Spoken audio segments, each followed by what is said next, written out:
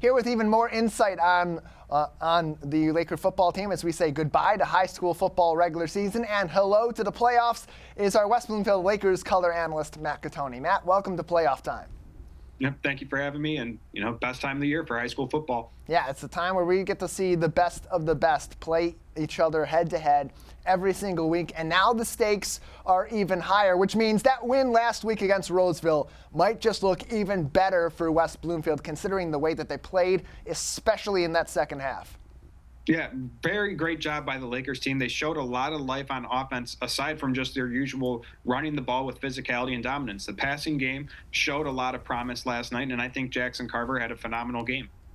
He did. Jackson Carver was fantastic at the quarterback position on Friday night, as he has been all throughout the year. That Clarkston second half, and really that late third and fourth quarter, the lone blemish on his season, throwing for 57%, just reached 900 yards on Friday night, 7 touchdowns, 2 of those to Willie Edwards in that game against the Roseville Panthers. And important to get guys like Willie and Joel Davis back involved. They've kind of had a little bit of scoring droughts lately. Joel Davis broke those scoring droughts last week. Willie Edwards breaking his this week. And now the Lakers kind of have that versatility back in the running and the passing game, able to get these targets to football. And with guys in the receiving corps, Willie Edwards, Cam Hall, Shannon Rochon, Rayvon Perry, all in recent weeks scoring or having big opportunities. Now they make themselves even more dangerous in a very tough division.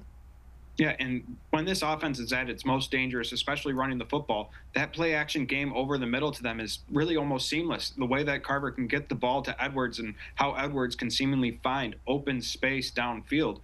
And again, you mentioned Shannon Rochon, who I think has flashed tremendously since he started to get more reps on offense. He had an unfortunate drop this past Friday, but I think he's a player that you can really watch on this offense that they could really try to get the ball to in the playoffs, as teams don't have that much film on him.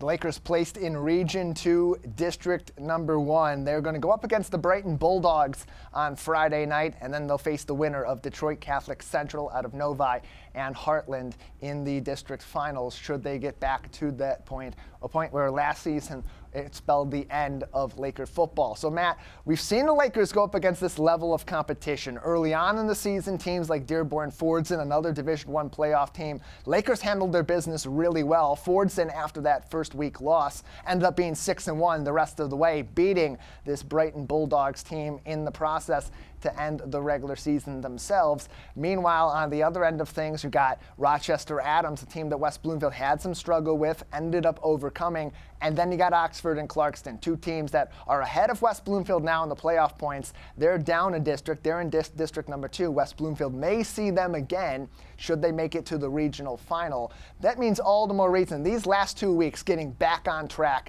vitally important to this Lakers team as they head into the playoffs.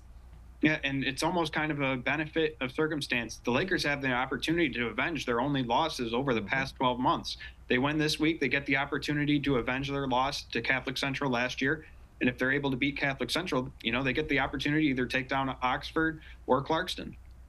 Now, let's not look too far ahead. This Brighton Bulldogs team is very good in their own right. Narrowly escaped having this be a home game for themselves, 69.33 playoff points, West Bloomfield at 72. One of the closest matchups from a playoff points perspective in the opening round in Division I. That tells you the level of competition the Lakers have to face now. And they got to be ready for that, Matt, which means the kind of disciplined football they played by and large last week and had a little bit of struggle with against Bloomfield Hill is going to be even more important as you want to make the most of your opportunities. Yeah, a little difference in the record, but this Brighton team's ranked around the same spot in the state as Roseville was going into last week, around the top 60 teams in the state. So it's a similar level of talent that the Lakers have played all year, and really akin to that Fordson team that the Lakers dominated in week 1 of the season. So it's really a good test for the Lakers to see if they're still at that level, that they can just keep their level of play at this, pace to where they can just maintain the run game and go into that Catholic Central game with a lot of confidence if they can win this week. And one thing the Lakers can't allow against Brighton is that momentum to start moving forward. Now, what is the benefit of that, as we've seen, when that momentum has hit, particularly in these final 2 weeks of the regular season, West Bloomfield's been able to answer when it gets to the payoff point. That's a little bit different come playoff time, when most of these teams have hit that point before, have had their fair share of failures after long, sustained drives where they get right to the precipice of crossing into pay dirt. That's going to be a lot tougher of a task for West Bloomfield. So when they have those opportunities like they had last week with Jamal Shakespeare in the red zone, and he makes a big-time play, fourth down, you got 1 yard to go to get into the end zone. You're able to escape and get to the outside edge and into the end zone. Gets called back on a holding penalty. Got to be really playing tight ball on Friday night. Yeah, those holding penalties can really make or break drives and even impact the game entirely. If that game had been a little closer, we could be talking about that holding call in an entirely different light.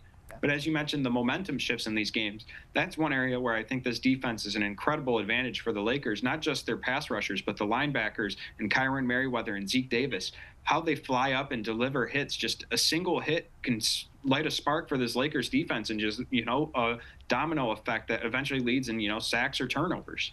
And Brighton coming into this game with their own chip on their shoulder at the end of the 2025 regular season. 2 consecutive losses to Howell, and then last week in the KLAA crossover with Dearborn Fordson respectively. But they played both of those teams really hard. Fordson defeating the Bulldogs by just 4 points on Friday night the week before. It's a 9-point difference at home in their home finale against Howell. Both of those teams are playoff caliber teams in 2025, and that puts Brighton at 6-3 overall. Going into this playoff time, Matt, you look at the Lakers throughout these first 9 games of the season, the good, the bad, the really bad, and where they've particularly been at the last 4 weeks, which kind of tells you the tale of momentum going forward. What are you looking at that makes the Lakers a potential threat, not only this week against Brighton, but potentially going up against a team you could arguably say is the best team in the state 2 weeks out in Novi Detroit Catholic Central?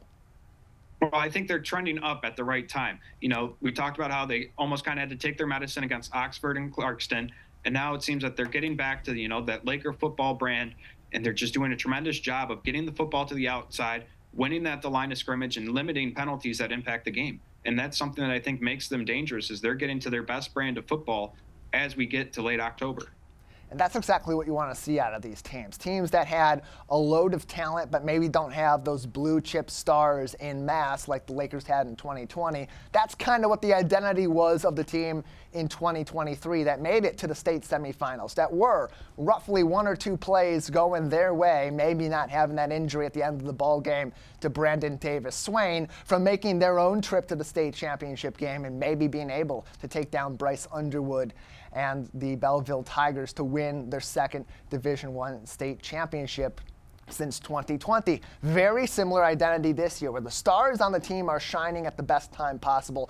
But what's even more important, Matt, is you're seeing new players arise. There's something about, and I talked about this extensively with Roseville's head coach on the phone last week, Coach Snowden, really preaching alignment and assignment. 2 guys or multiple guys on this Lakers defense that have been executing in that particular realm over the past few weeks. Ezekiel Davis, Kyron Merriweather, Jamar Bray, all of which have had huge interceptions or sacks or fumble forces and recoveries in these past 2 weeks. They are going to be key players also.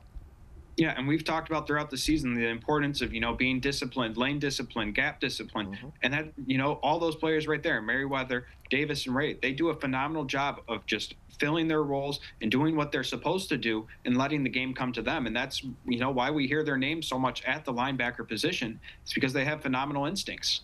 And that's not even to take away from guys like Kalik Robinson in the secondary, who's been lights out all throughout the season, who's been one of the best defensive backs in the OAA, if not in all of Southeastern Michigan. Now Christian Banks is emerging as a power player in that position too, very similarly to what we're seeing in the trenches. And for a defensive line that features Jeremiah Benson off the edge, Kamari Tank Pittman up the gut at the defensive tackle, now you've got a third monster to add to that defensive line in Tristan Hunter, who has really picked up his game in the past 5 or 6 weeks. Yeah, we talk about this talent on the front seven, and somehow Tristan Hunter kind of, slips through the cracks. He definitely impacted the game the most out of Looks like we have a brief freeze up with Matt. It sounds like you just got back right then. Matt, are you with us? Yeah, I apologize for that. But again, Tristan Hunter, he's just impacted this game at a phenomenal pace these past few weeks.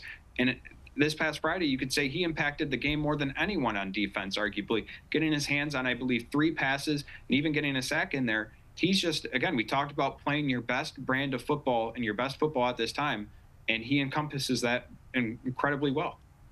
Yeah, and he's been one of the leaders on that defensive line as you look toward the future, a guy that's going to be a senior next season. The next in the line of great defensive linemen at West Bloomfield High School, a consistency that has paid dividends for this Lakers squad in years that they've been fantastic. 2020, 2021, 2023 all come to mind, and years like last season where they maybe weren't at their best, but that defensive line was always at the top of their game.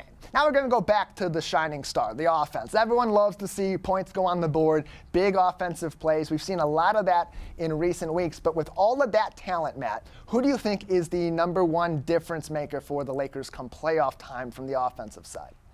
I would have to say Travis Robertson. I mean, winning at the edge is just an integral part of this Lakers offense. If they can get the edge, I mean, the things that they can do are just insurmountable. They can run the play action games and get the ball to Willie Edwards, but we've talked about these playmakers. You give them an inch, they take 20 yards from you. And if Travis Robertson is able to win his one-on-one, the Lakers can run their offense however they wish. That's especially the case when you've got weapons like Obi Duru on those sweeps, even Cam Hall, who's really become more of a sweeping running back than a wide receiver in recent weeks for the Lakers because of that lightning quick speed. Having a guy on the edge on the offensive line that can set up those blocks, that can outpush anybody. I mean, it's tough to go up against a guy who's 6'6", almost 300 pounds, and is going to be playing Big Ten football at UCLA next fall. That's a really great point for the West Bloomfield Lakers coming into the playoffs. That offensive line that's on the younger side this season, Travis Robertson is the wily vet of that line. If he can have a great playoff season, so can that entire West Bloomfield Lakers offense. The Lakers will begin their playoff campaign. District semifinals Friday night at 7 o'clock. We can confirm that is the date and the game time. Halloween night, 7 o'clock at the Swamp. We'll have information on where you can watch that coming up very soon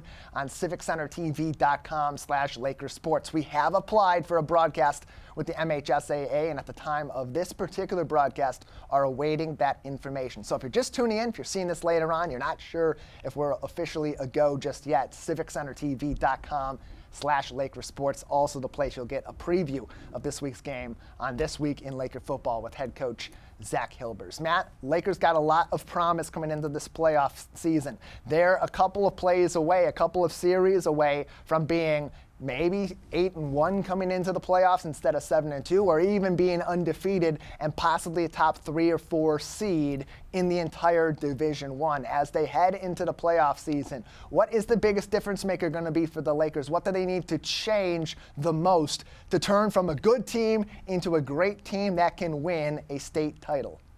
Yeah, I would say eliminating those penalties, because again, penalties played a huge factor in those losses to Clarkston and Oxford.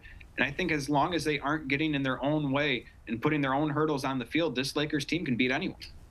Well, that's going to be an exciting Friday night of football at West Bloomfield High School. We thought last week may have been the final week at the Swamp for the Lakers faithful and their seniors especially, but after an exciting senior night celebrating those 22 football players, countless cheerleaders and band members as well, they'll get one more crack at it on Friday night. And hey, all goes well. The Lakers win and Heartland wins, and we'll be right back there for the district finals a week from Friday night also. But can't get too far ahead of ourselves. It's all going to come down to Halloween night at the Swamp. Matt, thanks as always. Thank you for having me.